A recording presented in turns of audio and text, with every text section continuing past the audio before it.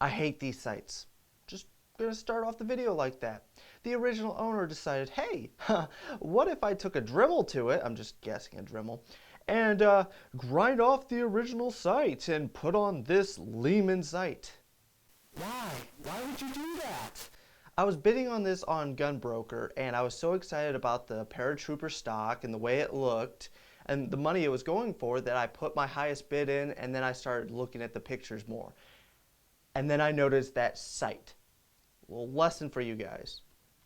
Don't put in your max bid until after you've studied the rifle or gun, whatever, because nobody outbid me and I won it. I'm a little disappointed. I actually kind of wish somebody did outbid me because I don't like this rear sight. Anyways, let's actually get to the video. This is my inland M1 Carbine Paratrooper.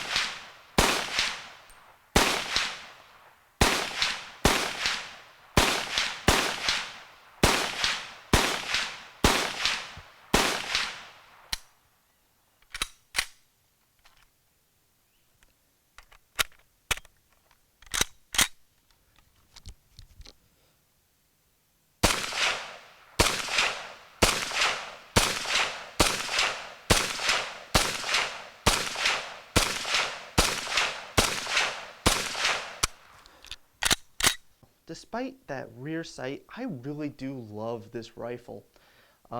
It does have its quirks. One thing I noticed was with magazines, it would run a lot better with actual GI mags, which, cool enough, I have two of them right here that are still packaged. I just love that.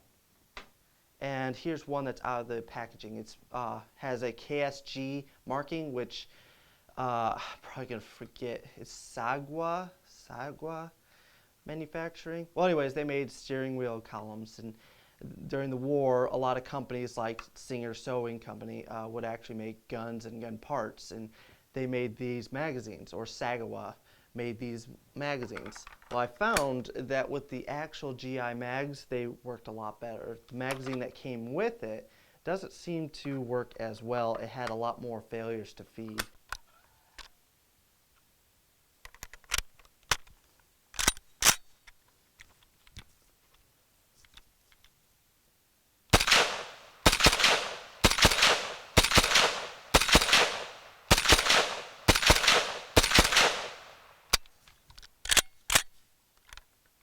That was fun. There's just something awesome about that, isn't there?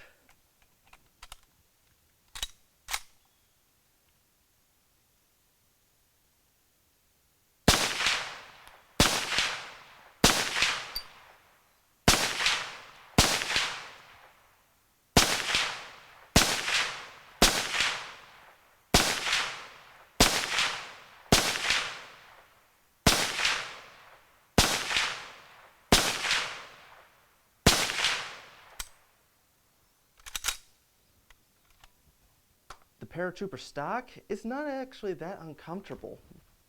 So you would think it would be, but it actually doesn't feel bad. The 30 carbine doesn't recoil that bad, and so there's not like a lot of recoil that's going to be hurting your shoulder, because if you look at it, it's just textured metal. It seems like it would not be comfortable.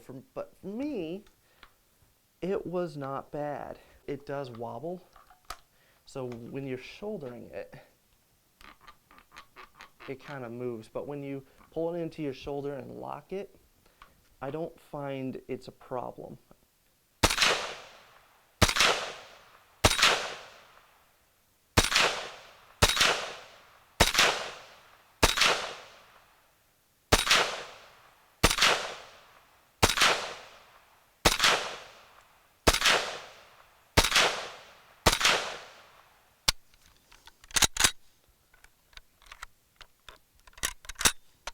Now, I wish I could tell you the accuracy, but of course I got this stupid sight, which I didn't mention, is missing a set screw. I found a screw that fit the threads, but I could never get it to stay in place, and it just kept working its way out, and the sight just keeps moving back and forth like that. So we were having issues with that. It was shooting way high, and it would shoot a little bit to the left and right because, of course, the sight's moving around.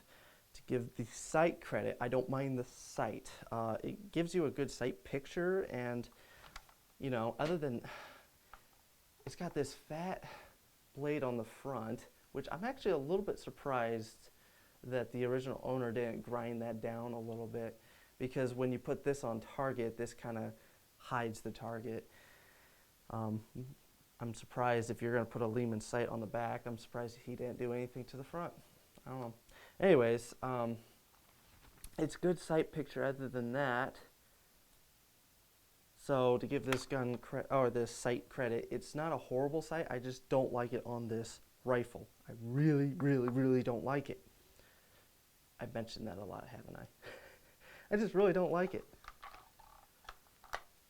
Also, it gets in the way of the stock. I think the stock would fold a little bit further, but where that sight comes down, kind of gets in the way of that stock. And it has a retention that you overcome that holds it in place. And it's really easy to deploy that stock. I actually really love that. I've been doing that a lot. It's fun. And again, getting back to why I hate this sight so much is to lock the bolt back, you have to get to this little notch back here. Well, when it's back, there's no way to really engage it with this sight in the way. I have to push it just ever so slightly so I can hit that button. I hate that.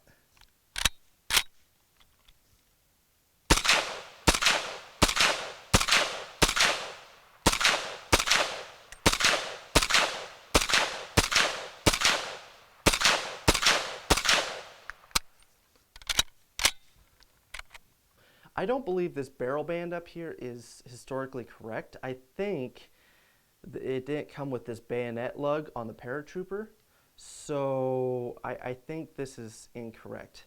Also, it doesn't like to stay on the gun. It slides up, and I found that at the range. You can't get it to come back far enough for that little spring to engage. So it may need a little bit of material taken out. I just don't want to do that. So that this thing can come back a little bit further so it would engage. But that was an issue we came across at the range.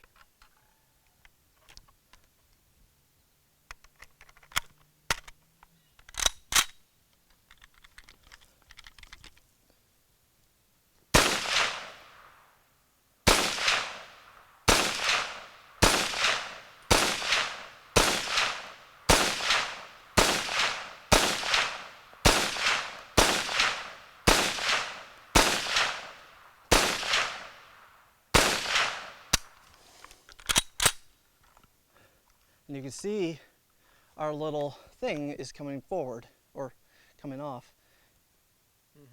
So on the trigger assembly down here, you can see the push button safety and then the push button mag release. They changed this later because they found or they suspected that people might hit the mag release when they're trying to hit the safety, which makes a lot of sense to me. So they changed it to a turning safety, which again makes a lot of sense to me.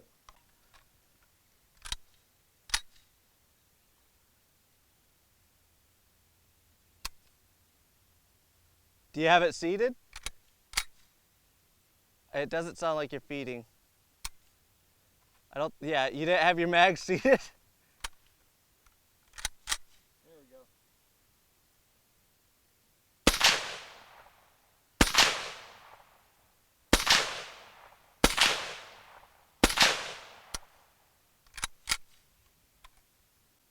I like this rifle. So yeah, I'm not particularly happy that they modified the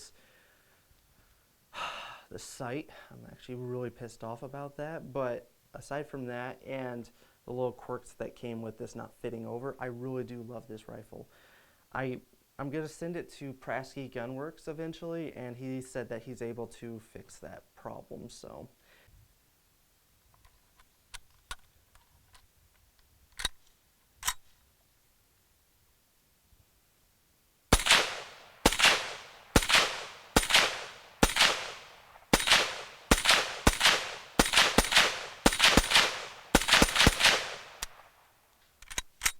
I love the sound of this gun. It just has an awesome sound to it.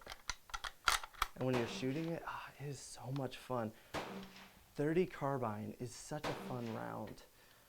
It has the similar velocity to 357.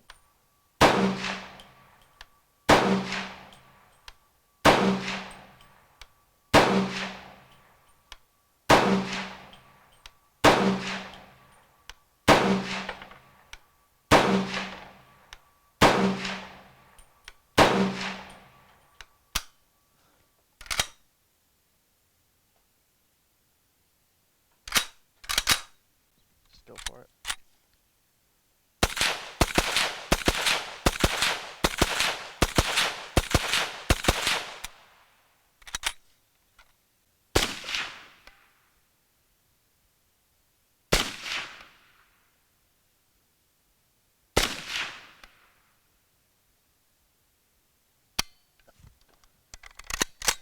All right.